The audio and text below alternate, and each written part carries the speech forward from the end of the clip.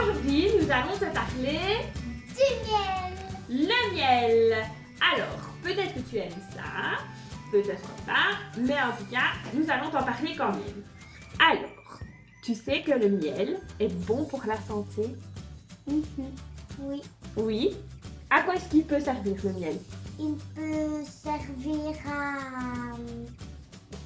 Oui. Quand tu as mal, à la gorge, ben, Voilà. il te fait moins mal. c'est ça. Aubane, quand elle a mal à la gorge, on lui donne un peu de miel, ça adoucit et ça la soulage.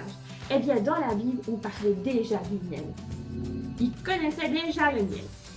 Et ça servait à quoi le miel? Eh bien, quand il se brûlait, par exemple, ils mettaient du miel sur les brûlures pour que ça guérisse un peu plus vite. Ils mettaient aussi du miel sur leurs lèvres quand elles étaient un peu trop sèches, un peu trop abîmées. Et quand ils faisaient des efforts très intenses, très longs, comme maintenant quand on fait du sport, mais eux c'était du travail, ils prenaient une petite cuillère de miel. Eh bien, les sportifs, ils font encore ça aujourd'hui. Est-ce que tu le savais? Non. Eh bien, les sportifs, quand ils font du sport, parfois, ils prennent une petite cuillère de miel. Faut pas en abuser. Eh bien, aujourd'hui, j'ai encore mieux que le miel. Il y a quelque chose d'encore mieux que le miel. Mais pour ça, il va falloir faire un nouveau numéro de téléphone de Dieu. Alors, maintenant tu commences à avoir l'habitude. Je te montre le numéro de téléphone. On va déjà te le dire. C'est le 1, 20 16, 24. Donc, on te le montre d'un peu plus près. Le 1, 20, 16, 24. Alors, si tu nous rejoins pour la première fois, on va quand même te réexpliquer comment ça marche. Aubane, le 1, c'est pour... la première partie, l'Ancien Testament. Voilà, l'Ancien Testament. Comme nous on a mis des petites ficelles pour montrer qu'il y a bien deux parties à la Bible. Donc, on prend la première partie de la Bible, on montre aux copains, c'est l'Ancien Testament. Ensuite, 20, le 20, c'est pour 21, le 20e livre. Alors, le 20e livre, c'est le livre des Proverbes. Donc, il faut tourner jusqu'à le livre des Proverbes. Ensuite, c'est 16, le 16 pour le... chapitre 16. Voilà. Si tu n'as pas encore l'habitude, il faut regarder les grands chiffres de ta Bible. Les grands chiffres. Et ensuite, c'est le 24 pour le 20. verset 24. Ce sont les petits chiffres de ta Bible, les tout petits chiffres. Alors, je vais te lire le verset de la Bible. Des paroles aimables sont pareilles au miel. Oh, encore le miel. Il est agréable au goût et bon pour la santé. Donc, qu'est-ce qui est encore mieux que le miel? Ce sont les paroles aimables. Ah, ça c'est une bonne nouvelle. Les paroles aimables. Qu'est-ce que c'est une parole aimable? Une parole aimable, c'est une parole écrite ou qu'on dit à quelqu'un qui lui rend le sourire. Par exemple, qu'est-ce que tu peux dire à ta maman? Je peux dire tu es belle. Tu peux dire tu es belle. À ton papa, qu'est-ce que tu pourrais dire? Allez, Que je l'aime. que tu l'aimes. On peut téléphoner à son papy, lui dire qu'on le trouve super. On peut aussi téléphoner À son institutrice. à son institutrice et lui dire qu'elle fait un travail formidable. Ouais. On peut même donner une parole aimable à des gens qu'on ne connaît pas très bien. Est-ce que tu te souviens de ce que tu as fait pour le magasin qui est près de chez nous? Oui, j'ai fait un grand panneau avec la main de maman qu'on a mis et on a collé plein de petits cœurs. Et qu'est-ce qu'on a écrit? On a dit merci De tout cœur. cœur. Et son papa a été là porter au magasin parce que ces gens-là, grâce à eux, on a toujours nos courses. Et qu'est-ce qu'ils ont fait? Ils étaient super heureux. Ils l'ont mis devant leur magasin, ça leur a redonné le sourire. Et tu sais ce qu'ils ont fait? Ils l'ont mis à l'entrée et Oui. tout le monde le verra. Oui, voilà. Et ça a été une parole aimable qui a redonné le sourire à tous les gens du magasin qui travaillent dans ce magasin-là et qui ont un peu de mal pour le moment. Alors, nous, ce qu'on te propose aujourd'hui, c'est de faire quoi? Une recette. Alors, nous ne sommes pas des petites abeilles. Nous ne savons pas fabriquer du vrai miel. Mais nous avons un autre type de miel. Nous avons fait du miel de pissenlit. C'est super bon. Tu te dis peut-être, oh, les pissenlits, burk. Mais c'est succulent. Alors, pour cette recette, il va falloir que tu imprimes le petit lien qui est avec cette vidéo. Il va aussi falloir que tu demandes l'aide d'un adulte. Tu ne peux pas faire cette recette tout seul. Donc, tu as la recette. Alors, qu'est-ce qu'on a besoin pour cette recette? On a besoin des ciseaux. Une paire de ciseaux. Celui que tu veux. Alors, tu vas avoir besoin de plusieurs bocaux vides. Ceux que tu veux. Si tu prends la taille d'un bocal de confiture, tu auras une recette pour à peu près 4 ou 5 fois. Voilà. Et il nous faut Oui, vas-y, une donne. bouche. Non, un écumoire. Un Tu vois, ça laisse passer le jus en dessous. Pas l'écumoire. Alors, il te faut aussi de l'agar-agar. Ça se trouve au rayon pâtisserie. Ce sont des petits sachets comme ça. Il te faudra 3 sachets. Ensuite, il faut les pissenlits. Il te faudra des pissenlits. Beaucoup de pissenlits, mais on t'explique ça dans un instant. Il te faut une passoire avec des trous très fins. Donc, ou un tamis ou alors une passoire comme ça. Pas une avec des gros trous. Il faut du sucre. Il te faut du sucre. Voilà. Et il te faut Une casserole. une casserole. Si tu en as une plus grande, c'est mieux. Une casserole. Il te faudra aussi 2 citrons. Mais là, je n'en ai plus. Et je n'allais pas aller au magasin pour 2 citrons. Alors, il te faudra aussi de l'eau. Mais ça, on suppose que tu en as. D'abord, qu'est-ce qu'il faudra faire? Il faudra aller... Cueillir des pissenlits. Il va falloir aller cueillir des pissenlits. C'est pas grave. Alors, ce qu'il faut faire, c'est qu'il faut mettre... un animal. Hein. Alors, justement, on va expliquer comment éviter d'avoir des petites bestioles dedans. Ouais. Ce qu'il faut faire, c'est mettre un vieux t-shirt parce que ça fait beaucoup de taches les pissenlits. Ouais. Alors, il va falloir cueillir 400 fleurs de pissenlit. Tu te dis, oh là là, c'est énorme. Eh bien, va dans les champs, va dans la campagne, tu as le droit d'aller te promener. Tu prends une caisse, tu emmènes papa, maman, ton frère, ta soeur et tout le monde cueille les pissenlits.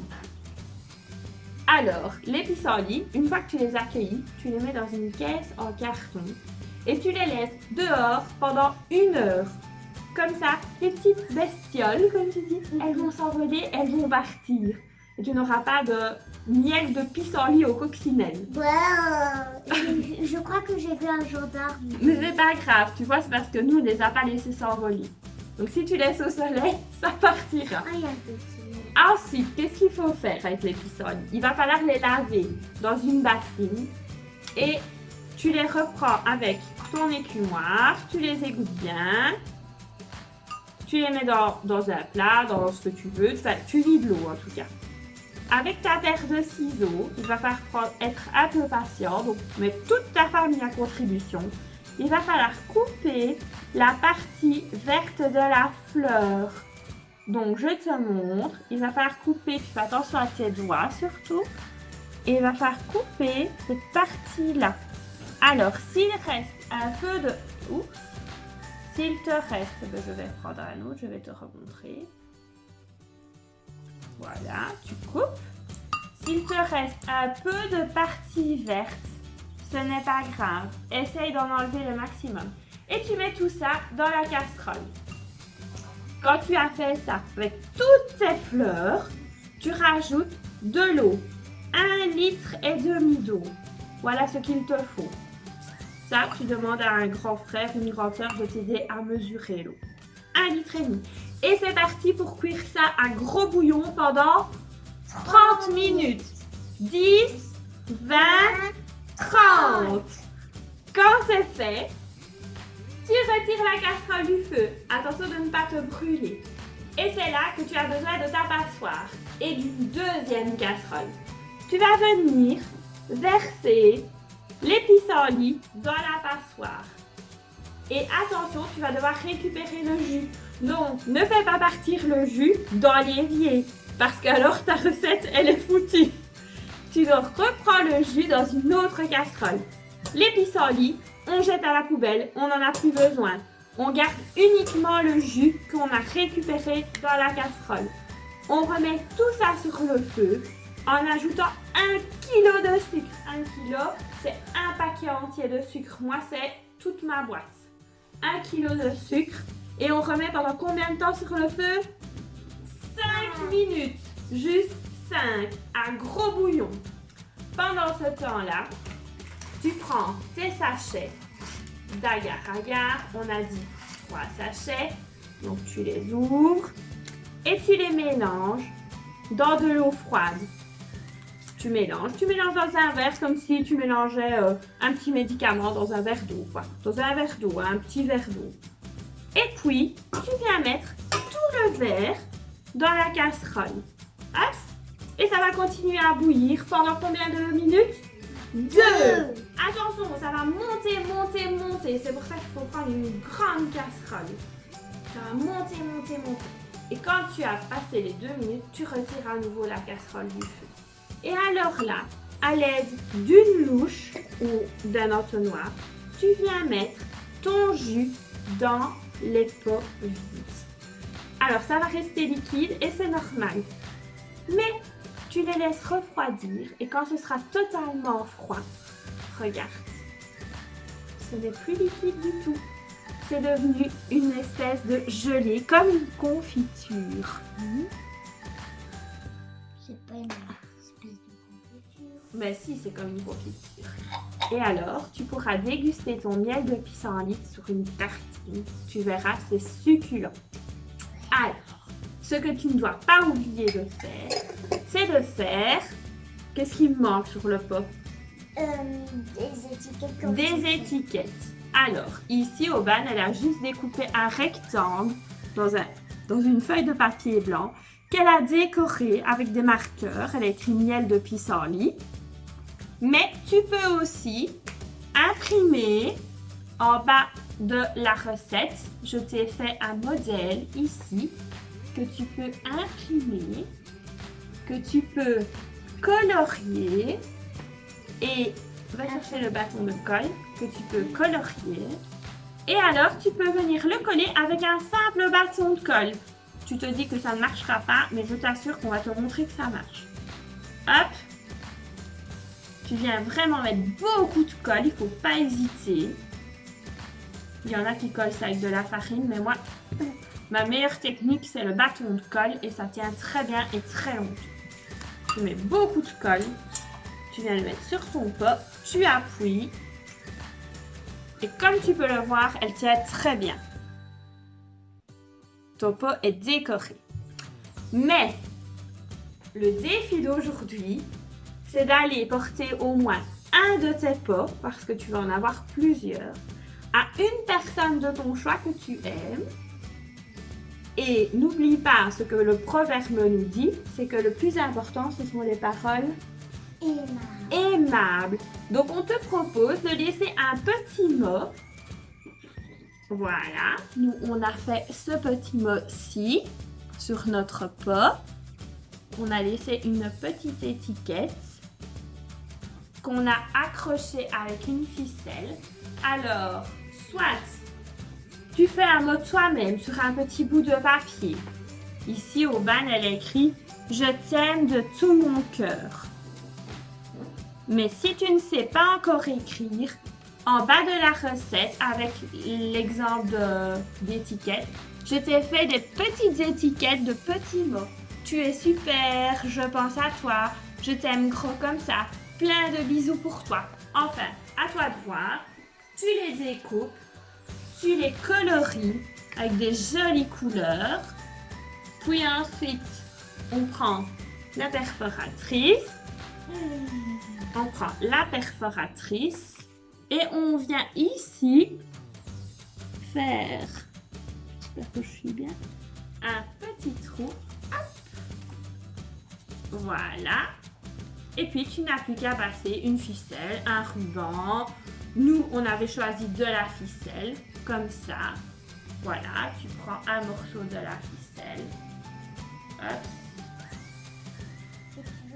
Ben attends, j'ai une paire de ciseaux ici. Hop, tu viens couper un morceau de ficelle. Ça peut être un ruban, ça peut être ce que tu as chez toi. Tu le passes dans le petit trou. Tu n'oublies pas d'inscrire ton prénom derrière, que la personne sache ce qu'il lui offre. Et tu viens autour du pot faire un petit nœud comme ceci. Je vais essayer de montrer. Tout simple. Il faut en faire un double nœud. Je vais un peu du mal parce que je ne vois pas ce que je fais. Si vous permettez, je vais reprendre le pot près de moi. Tu peux mettre ton doigt pour faire le deuxième nœud parce que j'ai coupé la ficelle un peu trop petite. Voilà, c'est bon. Et alors, tu as ton pot avec le joli petit message, la parole aimable, comme nous dit le proverbe, que tu laisses à la personne de ton choix. Et c'est l'occasion de refaire une deuxième balade et d'aller déposer ton pot sur l'appui de fenêtre de ta voisine, de ton papy, d'une copine d'école, enfin, qui tu veux, mais n'oublie pas, l'important c'est de lui laisser une parole aimable et de lui rendre le sourire. On espère que cette vidéo t'a plu. On te donne rendez-vous mercredi avec Estelle et on te fait plein de bisous. Au revoir les zouzous.